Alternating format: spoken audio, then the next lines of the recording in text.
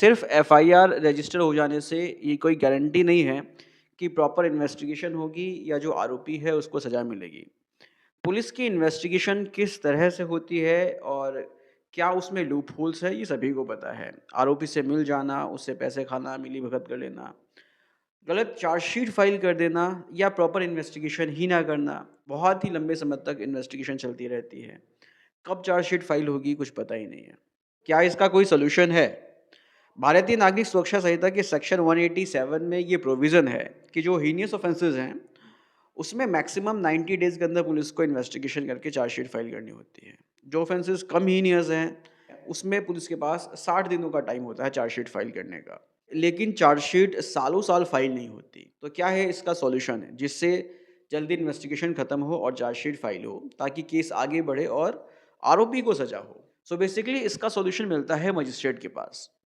Magistrate के पास power है उस पूरे केस की इन्वेस्टिगेशन को मॉनिटर करने का। उस केस में अब तक क्या हुआ है, इन्वेस्टिगेशन किस स्टेज पे पहुंची है, कितने एविडेंसेस इकट्ठे हो चुके हैं, कितने गवाह इकट्ठे हो चुके हैं, इन्वेस्टिगेशन कब तक और चलेगी, कब चार्जशीट फाइल होगी, इन सभी चीज़ों की डिटेल मजिस्ट्रेट पुलिस से मांग सकती है।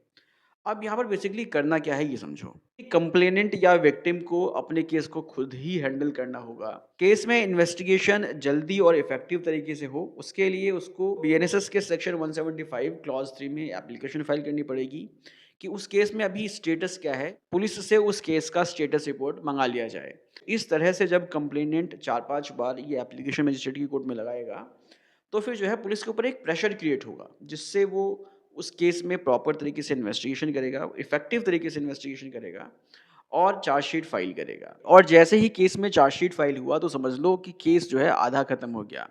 उसके बाद जितने भी विटनेस जो है पुलिस ने बनाए हैं, उन सभी का क्रॉस एग्ज़ामिनेशन होगा, चीफ एग्ज़ामिनेशन होगा और फिर जाकर जो है केस में अपना फैसला कोर्ट सुनाएगी।